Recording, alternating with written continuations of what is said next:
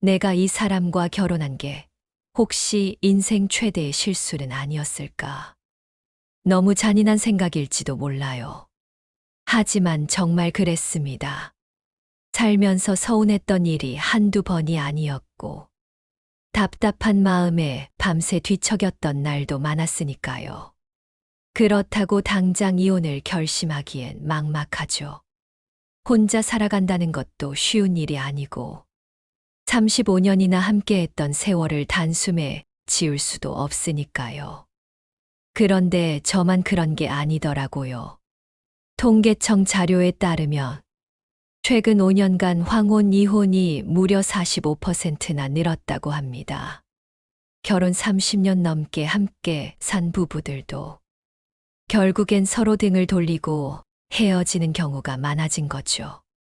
심지어 이혼하지 않고 계속 사는 부부들 중 절반 이상이 서로를 모르는 사람처럼 지낸다고 답했답니다. 같이 밥을 먹고 같은 집에서 자지만 서로에게 관심도 대화도 없는 거예요. 혹시 여러분도 그런가요? 매일 아침 마주하는 남편의 뒷모습이 이젠 지겹게 느껴지고 말도 잘 통하지 않고 같이 있어도 외롭다는 생각해 보신 적 있나요? 만약 그렇다면 오늘 이 이야기를 한번 끝까지 들어보세요. 한 번 사는 인생인데 정말 이렇게 사는 게 최선일까요? 우리가 왜 이렇게 멀어졌는지, 관계를 회복할 수 있는 효과적인 방법까지 모두 알려드릴게요. 그리고 구독과 좋아요를 눌러주시면 여러분의 작은 클릭이 이 이야기를 더 많은 분들께 전해주는 힘이 됩니다. 결혼 초엔 정말 자주 웃었어요. 서툴지만 서로를 위해 요리를 해주고, 주말이면 시장에 함께 가서 돗자리를 펴고 김밥을 먹곤 했죠. 그 사람은 늘 내 손을 먼저 잡아줬고, 나는 그런 손길에 마음이 놓였어요. 그러다 아이가 생기고 모든 게 달라졌습니다. 임신했을 땐 입덧에 시달리며 하루 종일 누워 있었고, 그 사람은 회사 일에 지쳐 점점 말이 없어졌어요. 그땐 나도 힘들고 그 사람도 지쳤던 거겠죠. 첫 아이가 태어나고부터는 진짜 정신이 없었어요. 밤에 수유하다가 잠깐 눈 붙이고 기저귀 갈고 이유식 만들다 보면 하루가 다 지나갔습니다. 그 사람은 수고했어 한마디보단 오늘도 애 울렸어. 그런 말이 먼저 나왔고요. 그때부터 서운함이 쌓였어요. 말하면 뭐하나. 돌아오는 건 핀잔뿐인데. 나중엔 이야기조차 하지 않게 됐습니다. 한 번은 너무 힘들었어. 나도 좀 쉬고 싶어라고 말했는데, 그 사람은 한숨을 쉬더니 나도 힘들어. 나도 일하잖아. 그 말이 꽂혔어요. 그때부터였던 것 같아요. 나는 더는 내 마음을 꺼내지 않았습니다. 말을 해도 싸움만 되고, 싸움이 나면 결국 내 탓이 되고, 그러다 보니 차라리 말하지 않고 넘어가는 게 편하더라고요. 아이들은 크고, 그 사람은 여전히 바쁘고, 나는 늘 피곤했고, 서로의 마음은 조금씩 멀어졌습니다. 하루하루 버티듯 살아가다 보니 어느새 서로의 눈빛에도 무슨 생각을 하고 있는지 도통 알 수가 없게 됐죠. 내가 설거지를 하고 있을 때 그 사람은 TV 앞에 앉아 뉴스를 보고 있고, 나는 고개도 돌리지 않은 채 속으로 말합니다. 나 혼자만 사는 기분이야. 그렇게 10년, 아니 20년도 넘게 흘러버렸네요. 어쩌다 이렇게 되었을까? 예전엔 말 한마디면 웃음이 터지던 사이였는데, 지금은 말 한마디가 싸움이 되는 사이가 돼버렸습니다. 그래서 아예 입을 닫았죠. 말을 안 하면 싸울 일도 실망할 일도 없으니까요. 하지만 지금 돌아보면 그 침묵이 우릴 가장 멀어지게 만든 건 아니었을까 싶어요. 남편이 퇴직한 지 2년째입니다. 예전엔 아침에 나가 저녁 늦게야 돌아왔던 사람이 이젠 하루 종일 집에 있어요. 한 공간에 있으니 이제 대화도 많아지고 서로 챙기는 시간도 늘겠지. 그렇게 생각했어요. 근데 현실은 말이 더 줄었습니다. 마주치는 시간은 많은데 눈도 마음도 어긋나기만 합니다. 아침엔 거실 소파에 앉은 남편의 등을 보며 나는 부엌에서 조용히 밥을 짓고 그 사람은 TV 리모컨을 손에서 놓지 않아요. 밥 먹어 한마디에도 대답 대신 발자국 소리만 들릴 뿐이죠. 식사 시간에도 대화는 없습니다. 밥 먹고 각자 방으로 들어가고 문 닫히는 소리만 조용히 울립니다. 어색하다 못해 이젠 무섭습니다. 같이 있는 시간이 길어지면 오히려 더 불편해지는 걸 느껴요. 하루 종일 부딪히는 작은 생활 습관들, TV 소리, 물 내리는 타이밍, 젖은 수건 놓는 자리까지 하나하나가 짜증의 씨앗이 됩니다. 말을 걸까 싶다가도 괜히 또 싸움 되겠지. 입을 다물고 말죠. 이젠 내가 말하는 방법도 그 사람이 대답하는 방식도 서로 너무 낯설고 낡아버렸습니다. 사실 퇴직 후에는 같이 산책도 하고 못 가본 여행도 가고 조금은 여유로운 시간을 보낼 줄 알았어요. 그런데 막상 시간이 생기니 아무것도 할 수 없더군요. 서로가 서로에게 어떻게 말을 걸어야 할지조차 모르게 되어버린 거죠. 나만 그런 게 아니래요. 통계청 조사에 따르면 60대 이상 부부 중 72%가 비슷한 고립감을 느끼고 있다고 합니다. 같이 살아도 혼자 사는 느낌, 말이 없어도 오히려 그 침묵이 더 크게 들려오는 밤. TV에선 웃음소리가 흘러나오는데 우리 집은 늘 고요합니다. 그 사람의 숨소리, 리모컨 딸깍거리는 소리, 부엌에서 나는 물소리만 남아있는 집. 이게 우리가 기대했던 인생의 후반전이 맞는 걸까요? 언젠가부터 이혼이라는 두 글자가 머릿속을 자꾸 맴돌았어요. 하지만 막상 행동으로 옮기긴 어려웠습니다. 나이도 그렇고 현실적인 여건도 그렇고 무엇보다 나 혼자 살아갈 자신이 없었어요. 살림도 집도 경제적인 것도 다 함께 쌓아온 거니까 혼자 떨어져 나간다는 건 모든 걸 다시 시작해야 한다는 뜻이잖아요. 그게 무섭더라고요. 이 나이에 무언가를 새로 시작한다는 것. 그리고 그 사람과의 세월을 한순간에 없던 일로 만든다는 것. 그래서 참고 또 참았죠. 이 나이엔 다 이렇게 사는 거야. 더 늦기 전에 손주 보며 살아야지. 그래도 남편이 집 나가 돌아다니는 것도 아니잖아. 이런 말들로 스스로를 달랬어요. 근데 어느 날 세탁기를 돌리다가 갑자기 눈물이 쏟아졌어요. 그 누구도 건드리지 않았는데 어디서 울음이 솟은 건지 정말 펑펑 울었습니다. 문득 이런 생각이 들었어요. 내가 뭘 그렇게 잘못했길래 이렇게 억울하게 살아야 하지.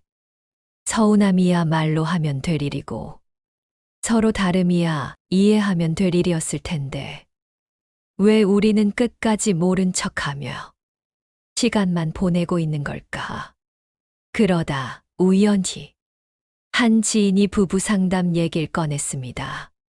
그냥 한번 가봐. 말이라도 해보면 마음이 좀 나아질지도 모르잖아. 그 말이 마음에 남더군요. 그날 밤 조용히 남편 옆에 앉아 말했어요. 우리 사이가 너무 답답해. 한 번만 상담 같이 받아볼 수 있을까? 남편은 잠깐 말을 잃더니 의외로 단호하게 말했어요. 그래, 가보자. 그렇게 우리는 처음으로 서로 마주 앉아 제3자의 눈으로 우리 이야기를 들어보기로 했습니다. 상담 선생님이 그러시더군요. 서로의 감정을 나누는 연습부터 시작해 보세요. 처음엔 어색할 수 있지만 그게 관계 회복의 시작입니다. 그래서 시도했죠. 10분씩 서로의 이야기를 들어주는 연습. 근데 처음엔 정말 쉽지 않았어요. 남편이 말하면 나는 금세 끼어들고 싶어졌습니다. 그건 아니잖아. 당신도 그때 나한테 어떻게 했는데. 그 말이 목구멍까지 올라왔고 결국 꾹 참지 못하고 뱉었죠. 남편도 마찬가지였습니다. 내가 속마음을 꺼내면 나도 힘들었어. 그런 건 너도 마찬가지였잖아. 자기 얘기부터 쏟아냈어요. 경청이 아니라 서로 자기 말만 하기에 바빴습니다. 기껏 대화하자고 앉아놓고 결국 또 싸움이 나버리더라고요. 이래서 내가 말을 안 하려고 했던 거야. 속으로 한숨이 나왔습니다. 하지만 상담이 2번, 3번 이어지면서 조금씩, 정말 조금씩 변화가 생기기 시작했어요. 상담 선생님이 한 가지 기준을 세워주셨거든요. 지금은 대답하지 마시고 그냥 들어만 주세요. 그 말을 붙잡고 남편의 이야기를 들었습니다. 처음엔 여전히 서운했어요. 지금 와서 저런 얘기를 한다고? 그땐 그렇게 안 했잖아. 근데 계속 듣다 보니 그 사람의 말이 조금 다르게 들렸습니다. 회사 다니면서 집안일도 못 도와줘서 늘 미안했어. 너무 지쳐서 말 걸 힘조차 없었던 날도 있었어. 나는 나름대로 열심히 한다고 했는데 당신은 내가 늘 부족했을 것 같더라. 그 사람의 말에 처음으로 변명이 아니라 마음이 보이기 시작했어요. 그리고 나도 내 이야기를 꺼냈습니다. 그때 나는 매일 아이 보느라 하루 종일 집에서 울었어. 누가 날 한 번 토닥여 줬다면 그래도 견뎠을 것 같아. 근데 당신이 나를 보면서도 아무 말 없던 게 너무 미웠어. 그 사람은 아무 말 없이 듣기만 했습니다. 예전 같았으면 그게 다 나 때문이야? 넌 내 입장은 생각 안 해봤어. 이런 말이 먼저 나왔을 텐데 그날은 조용히 내 눈을 피하지 않고 들었어요. 그 모습을 보는데 이상하게 마음 한켠이 찡하더군요. 그래요. 그 사람도 상처가 있었구나. 늘 강해 보였지만 혼자 참고 견디느라 힘들었구나. 그게 이제야 보였어요. 측은지심이라는 말이 있잖아요. 상대가 안쓰럽고 내가 조금 더 따뜻해지고 싶은 그 마음. 그게 처음으로 들었습니다. 수십 년 살면서 이렇게 서로의 속마음을 마주한 건 손에 꼽힐 만큼밖에 없었던 것 같아요. 감정을 표현한다는 게 대단한 말이나 화려한 문장이 필요한 게 아니더라고요. 그저 그랬구나. 미안했어. 나도 몰랐어. 이 짧은 말들이 얼어붙은 마음을 조금씩 녹여주기 시작했습니다. 감정을 꺼내고 나서 우린 조금씩 달라지기 시작했어요. 하지만 모든 게 갑자기 좋아진 건 아니었습니다. 솔직히 말하면 서로 마음을 나누고 나니까 더 가까워질 줄 알았거든요. 그런데 오히려 함께 있는 시간이 길어지면 다시 작은 불편함이 고개를 들더라고요. 남편은 여전히 TV 앞에 앉아 있고 나는 여전히 바쁘게 집안을 오가고 말은 조금 늘었지만 생활은 크게 달라지지 않았어요. 그러다 문득 이런 생각이 들었어요. 우린 너무 붙어 있나? 퇴직 이후 하루 종일 한 공간에서 숨 쉬고 밥 먹고 눈 마주치고 그게 꼭 좋은 건 아니라는 걸 늦게야 깨달았죠. 그래서 결심했어요. 각자의 시간을 조금 더 만들어 보자. 남편에게 말했어요. 당신 예전에 등산 좋아했잖아. 한번 다시 나가봐. 예전 친구들도 만나고. 남편은 멀뚱히 쳐다보다가 며칠 뒤 정말 등산화 먼지를 털어내더군요. 그리고 옛 동료들과 다시 산에 오르기 시작했어요. 저도 예전부터 미뤄뒀던 그림 수업에 등록했어요. 수채화 붓을 잡아본 게 몇십 년 만이었는지. 처음엔 손이 떨렸지만 색을 칠하면서 마음도 조금씩 환해지더군요. 신기하게도 각자의 시간을 보내고 나니 서로 이야기할 거리가 생기기 시작했어요. 오늘 산에 들꽃이 예쁘게 피었더라. 수업에서 색 섞는 법 배웠는데 생각보다 어려워. 이런 소소한 말들이 예전엔 없던 대화의 씨앗이 되었어요. 예전엔 무조건 같이 있어야 가족이고 부부라고 생각했어요. 근데 이제는 알아요. 함께하기 위해선 가끔은 떨어져 있어야 한다는 거요.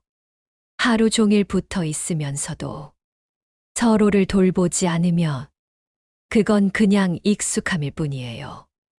오히려 각자의 시간을 가진 뒤 다시 마주 앉으면 그 순간이 더 귀하고 따뜻하게 느껴졌습니다. 퇴직 이후 가까워지려 애쓰기보다 서로의 삶을 존중하는 연습이 우리 관계를 훨씬 편안하게 만들었어요. 이젠 알겠어요. 모든 걸 함께 할 필요는 없다는 걸요. 가끔은 각자의 속도와 호흡을 인정해 주는 것. 그게 진짜 동행이 아닐까 싶어요. 우린 참 많이 노력했습니다. 말을 꺼내는 용기도 냈고, 감정을 표현하는 법도 조금씩 배웠고, 각자의 시간을 갖는 연습도 해봤죠. 그리고 정말 고맙게도 서로를 다시 바라보는 마음이 조금은 생겼습니다. 예전만큼은 아니더라도 함께 있는 시간이 불편하진 않게 되었어요. 그런데요, 모든 부부가 다 그렇게 회복되는 건 아니더라고요. 누군가는 마음을 꺼내도 상대는 끝내 들으려 하지 않고 대화를 시도해도 되돌아오는 건 차가운 벽일 뿐일 수도 있습니다. 그럴 땐 자책하지 마세요. 그 사람을 탓하지도, 내가 부족했나 자책하지도 마세요. 어쩌면 우리는 이미 너무 다른 방향으로 너무 멀리 와버린 것일지도 모르니까요. 같은 방향을 바라보고 살아왔던 것 같지만 언젠가부터 길이 갈라졌고 서로 모른 척하고 걷다 보니 돌아갈 수 없는 거리가 되어버린 거죠. 그럴 땐 우린 이렇게라도 함께 살아야 해라고 애써 붙들지 않아도 괜찮습니다. 요즘은 조론이라는 단어를 예전보다 많이들 쓰잖아요. 부부는 부부대로, 삶은 삶대로 서로를 간섭하지 않고 감정의 갈등도 줄이면서 한 지붕 아래에서든 떨어져 살든 서로의 평화를 지키는 방법이기도 합니다. 누군가는 말하겠죠. 그게 무슨 부부냐고. 차라리 이혼하지. 왜 그러냐고. 하지만 우리는 압니다. 평생을 함께 살아온 세월이 그리 쉽게 끊어낼 수 있는 게 아니란 걸. 정 때문에, 아이들 때문에, 그리고 나이 들어 혼자가 되는 게 두렵고 막막했어서 우리는 함께 살아가지만 마음만은 따로일 때가 많잖아요. 그럴 바엔 처음부터 끝까지 좋은 부부로 살기보다는 이젠 서로에게 평화로운 존재가 되는 것. 그게 더 지혜로운 선택일 수 있습니다. 조론이란 모든 걸 포기하는 게 아닙니다. 서로를 자유롭게 해주는 선택입니다. 이제는 상대가 나를 이해해 주길 바라기보다 그 사람의 고유한 삶을 인정해 주는 것. 그게 관계의 마지막 존중일 수도 있습니다. 누구에게는 이 작은 거리 두기가 서로를 더 편안하게 해주는 늦은 시간의 배려가 되기도 하니까요. 만약 지금 당신이 끝까지 노력했는데도 달라지는 게 없다면 자신을 탓하지 말고 이런 선택도 있다는 걸 기억해 주세요. 그리고 무엇보다 이 관계가 어찌되든 간에 당신의 인생은 여전히 지금부터 다시 시작할 수 있다는 것도요. 긴 이야기 끝까지 함께 해주셔서 감사합니다. 혹시 오늘 제 이야기가 당신의 마음 구석 어디쯤에라도 닿았다면 그것만으로도 참 다행이라는 생각이 듭니다. 오늘의 끝맺음은 제가 참 좋아하는 한 문장을 빌려 마무리할까 합니다. 가까이 있을수록 더 조심해야 한다. 가장 소중한 관계는 가장 쉽게 무너질 수 있으니까. 무라카미 하루키. 부부 사이도 그렇죠. 사랑했던 만큼 기대도 크고 서운함도 깊고 침묵은 더 길어집니다. 하지만 늦지 않았습니다. 오늘부터라도 단 한마디라도 서로의 눈을 바라보며 고마워, 괜찮아, 들어줄게. 이런 말부터 건네보세요. 혹시 여러분도 오랜 시간 말없이 지낸 가족이 있으신가요? 마음은 있는데 어떻게 꺼내야 할지 몰라 망설이고 계신가요? 그렇다면 이 영상을 마치신 후 딱 한 사람만 떠올려 보세요. 그 사람에게 지금 무슨 말을 전하고 싶은지 댓글로 남겨주세요. 혹은 오늘 이야기 중 가장 마음에 남았던 한 문장도 좋습니다. 당신의 한 줄이 또 다른 누군가에게는 큰 용기가 될 수 있으니까요. 그리고 이 이야기가 어디선가 혼자 울고 있을지도 모를 누군가에게 작은 위로가 될 수 있다면 좋아요와 구독으로 함께 응원해 주세요. 다음에도 삶의 어딘가에서 마주할 수 있는 따뜻한 이야기로 다시 찾아뵙겠습니다. 여러분의 이야기를 늘 기다리고 있을게요. 지금까지 우체통 사연이었습니다.